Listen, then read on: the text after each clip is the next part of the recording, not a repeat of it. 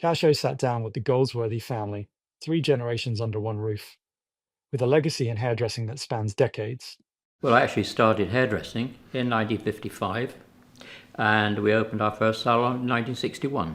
I was newly married, didn't have any family at that time, apart from my wife and my parents. So yes, I had no idea that these lovely people would be taking the thing further. It doesn't just stop and start with the lineage of us three, and bringing our team and our clients and making them all part of the Goldsworthy family kind of has kept that continuity throughout. We've still got clients now that came with Peter that come to me. They still share stories about that. So I think that whole kind of probably 60 odd years now has been passed on. Bear in mind that in 1955 when I started, this country was still coming out of the war. It really was. Things were still on ration almost. So everything was very different. Nowadays there's so much more detail, as these guys will tell you, because they're great trainers. Yeah, it is. It's lovely to hear that he thinks we're great trainers and things as well, because I mean, when Josh was training, he used to go up to Grampy, at Peter's house, after school so that he could practice pin curls and things like that. So it's a lovely thing to say, but equally he's a fantastic trainer himself. Otherwise, I mean, we wouldn't be here today, so. It was very strange, really, how I came into hairdressing, because it was never mentioned when I was growing up. I was never allowed in the salon as a child. At school, I was going to be an architect. That was the direction I was aiming for. I've always been interested in buildings, hence the refit, and we've always done that type of thing. But I just thought, you know, my father's got a nice life. He travels to nice places. I thought I quite fancy a bit of that. And so I asked him if I could come and work for him. I then said, have you thought about me coming to work for you? And he said, to be honest, I've thought of nothing else but, you know, we'll give it a go, and haven't really looked back since. At that time, Stephen was in his punk phase, and I was frightened he would actually scare off all my clients. I got to say, the minute he joined the salon, he buckled down to it and changed his image every weekend. When he went out, he was still a punk. When he was in the salon, he was a proper hairdresser. It was unexpected that they wanted to join us as well, and then they decided to join the family business and take it to that next level. For me, I came and had my hair cut. I was about 16. The girl who shampooed me was obviously my age. It was the first time I had people that were my peers within the salon. I was looking around thinking, well, everybody here is happy. Everybody seems to love this job. Literally after that haircut, I was like, I'd really like to come into hairdressing. And they were very hesitant. They knew that I was on the path of football. I was also doing physiotherapy or sports science as my other backup route. And they said, we want you to do at least your first year of college, but you can come in and train. So I was coming twice a week to train, and I just felt like I was missing out. The actual training was fantastic, but I could see the team, the camaraderie of being in the salon. And I thought, I want to be a part of this, I want to be in it fully. And we went on holiday, and on that holiday I said, that's it now, I'm coming in full time, and 18 years later, I'm still here. I honestly just needed a job at the time. So I did music and photography and dance at college. And then I went to university to continue studying in music, and I hated it. And I came home and I was working in a bar sort of a couple nights a week, but not really doing anything else. I just thought, well, everyone else is doing it. I could see how well Josh was doing it. Well, if he can turn around and love it, maybe I can. And I sort of spun it as, if I get qualified and then I'll decide what I really want to do. Initially, they did say, oh, I'll have to speak to Josh, because obviously Josh has worked hard to build a name for himself. And he said no. I just shot my BHA collection that day. It was my birthday as well. So I think they all waited for me to be in a good mood. And I instantly was like, no. Because I've had to go through the pressures of the team. I've had to take all the flack, and then she's going to come in and just have it easy. But now, obviously, it's been the best decision ever having Sophie come into the business. She's literally my right-hand woman. We do everything together, creatively and business-wise. So I was wrong. I'll admit I was wrong. When I started, there were sort of very small hairdressing competitions. Then hairdressing competitions got very, very much bigger. I mean, Stephen probably hasn't told you, but he was the Welsh champion, and he's won the French Cup and the International Trophy. I was always pushing for that creative side to be different and stand out. And it started to open doors. People were noticing me within the industry. And then from the competition floor, I was on the international, the British World Cup team doing all the international stuff. And I'm now a Hall of Fame member in the British Hairdressing Awards. So moving into photographic work is quite different to competition work. but at the same time you're honing your skills and your talents. And so my direction of going into competition work and building our name within the industry helped project us that much further. The industry progresses all the time, and hairdressers have to progress with it. That's the difference. It's a fashion business. Fashion is constantly changing, so is hairdressing. You know, Peter in the beginning built the salon, opened up and started to get clients coming in to build the business. I then came in and started pushing our name within the industry. Josh then moved into Fashion Week, doing all that side of things, and then Sophie doing photography and assisting Josh creatively on photo shoots as well. We've all been able to do that, but behind us, there's the support that we've all got. When Peggy, my mother, was still within the business, she did the business side of things then, and now we've got Tracy, my wife, and if it wasn't for the backbone of those people, none of us would be able to do anything that we do. So Tracy, our mum, her saying is it takes the first generation to start it, second generation to build it, and it's the third generation to destroy it. So that was mentioned to us at the start, so that looms over us. But yeah, definitely we want to keep continuing to push the family name and the business name. We've actually recently redeveloped our whole training programme. We got to a point with the traditional sort of MVQ where we just felt like it wasn't really giving us what we needed. So we sort of went back to the drawing board, created a completely brand new training programme. We can deliver the training a bit faster, so we actually do it in a shorter programme, but it's very much more intense. I think the younger generation, they want things quicker. They want to be on the clients. They don't want to be sweeping floors and shampooing forever. So they're not missing out on any education. It's not cutting corners or anything. We still stick to our core values and make sure that all the traditional techniques are taken care of as well as the new modern ones. We're constantly giving our team opportunities to go on courses, or we get educators in for them just to make sure that everyone is at the top of their game at all times possible. We can't switch off, can we? I don't think I have a work-life balance. I think I just have a work and it is my life. Obviously, I've got a family at home, I've got children. We actually have changed our format within the salon, so we do a 4-day week in Swindon. So we do longer hours to try and give people more time at home with their family. So we've definitely got a whole different aspect to that 9 to 5 that we used to maybe have, I'd say maybe even just 10 years ago. But yeah, the business and hair, I'd say, is just 100% my focus all the time. We have found a way that works for us, that any long journey or train journey or car, that's our meeting time.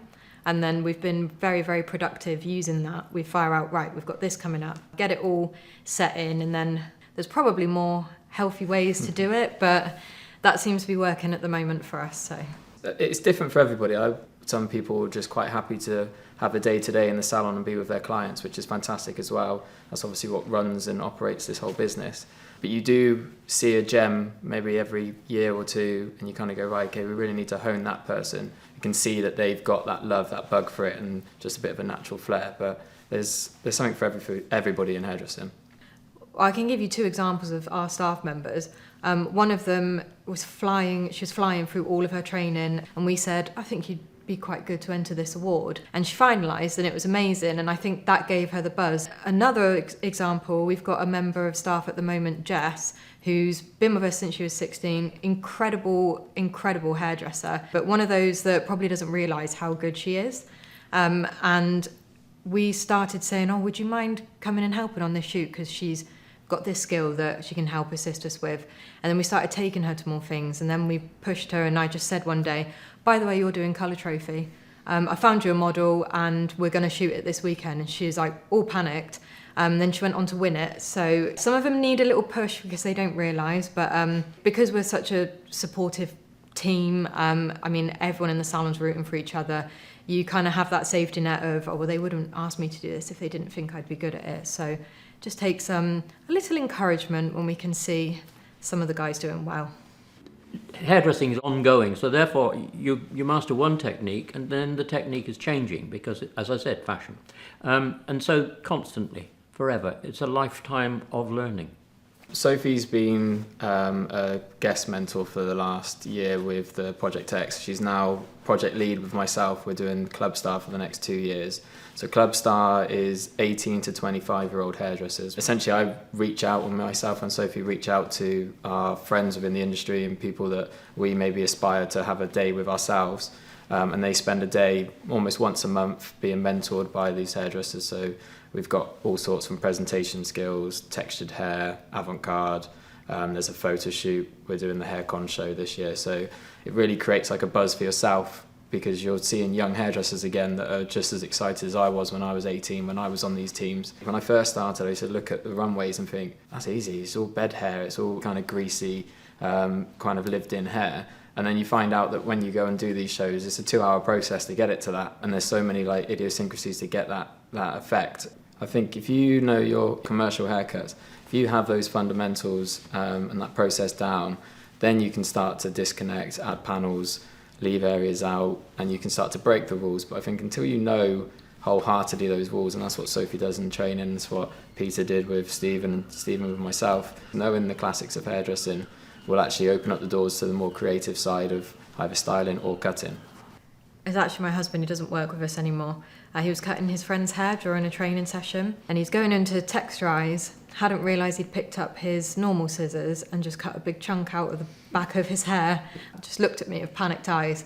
I was like, okay, so I'm going to show you how to texturise here, so I could fix it for him. But yeah, I don't think anyone's ever done that since. We're all make sure you've got the right pair of scissors in your hand. Oh, you definitely have to have the right equipment. If you don't have the right equipment, you're not going to get the correct result. Obviously, our main piece of equipment is a pair of scissors. I think when I look at some of our young team and they're spending £200 to £400 on a pair of trainers, I think you should be putting that into your skill set, into your own self, your own business, and spend that on your equipment.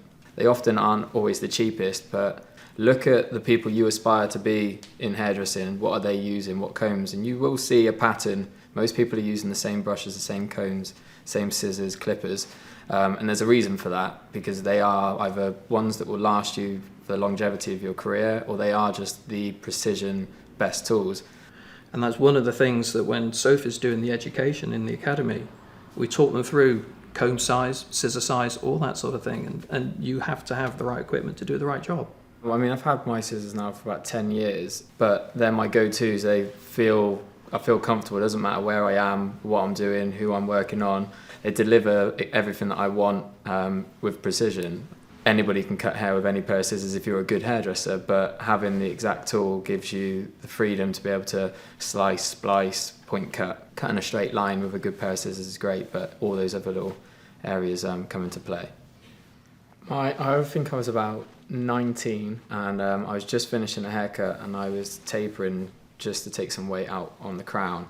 And I'd actually tapered beneath my fingers instead of on top of my fingers, which is now something I explain to all of our junior members of staff.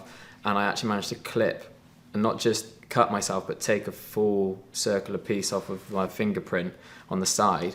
So luckily it was the last cut. As I went to hand her something, she went, "Oh, that looks like a lot of blood." And I looked down and I instantly went dizzy, and I went, yeah. And I just watched her out of the salon, and I went upstairs and my mum said, "You look green." I said, "I don't feel very well." And she looked at my hand and she went, "Oh my God." So I went straight to the hospital. When we got to A&E, they said, "What's happened?" My mum's exact words were, "He cut himself last week and he glued it together with super glue. I think he's taken the whole piece off now." Came back to work that day with this thing that was wrapped up like a pointer finger you'd see in an American basketball game. I don't really have any horror stories, apart from... That's because you were well trained. Yeah. I have found that scissors do bite. You know, all hairdressers, we've all got little nicks on our fingers where you're going in and you get this, you've been bitten quickly by your scissors. So really, I've only had that sort of thing. Our industry is a unique industry, and anyone that's come from something outside of hairdressing into it, they just get sucked in by it. As we know, there's PRs in our industry, there's people in the manufacturers that aren't necessarily hairdressers, but they just love the industry and can't get away from it. So when you're in it, you know, it's really hard to get out of it. I've done so many shows. I've been fortunate enough to travel all around the world doing education and shows all over the place. And I wanted to step away from that because that's what these two guys are doing now. I've always seen things on people's scalps over the years, as all hairdressers have, that you have. I wanted to know what the answers were. For hair loss and thinning hair, I wanted to come up with solutions for people. So yeah, I studied trichology with the Institute of Trichologists. I now sit on the board of directors there. I also deliver some education for L'Oreal via Kerastase, where I do probably 4 or 5 online presentations for them a year, where people go to the academy, they do a 2-day course to learn all the different products, and then I link in online and do a presentation on different scalp disorders and diseases that they might come across. But it's a stepping stone. It's just to give somebody an introduction as to what trichology is about and how you can then link it into your own salon. So if they then want to take studying further, they can then link in with the Institute of Trichologists to do the degree. By bringing that now into the salon, I have a separate room just over there where I do hair replacement systems for people. And then if somebody does want to have surgery and have a transplant, there's several surgeons that I link in with, and then I can design hairlines and do the recommendation and introduce them to the surgeon. I think where we are lucky is the name Goldsworthy. It's something you have to live up to even as a name. And I think these guys live up to it to the nth degree. Well, I think for us, it's just, it always comes down to living up to the name that you guys have set before us and the legacy, and making sure that we don't tarnish it. So that is goal enough, I think. Yes, I couldn't possibly now, I don't think, give them advice, except to say that what they're doing now is brilliant because they keep their eyes open, they keep their ears open, they see where the trends are, and they go ahead of the trends. Stay doing that, and you'll stay at the top.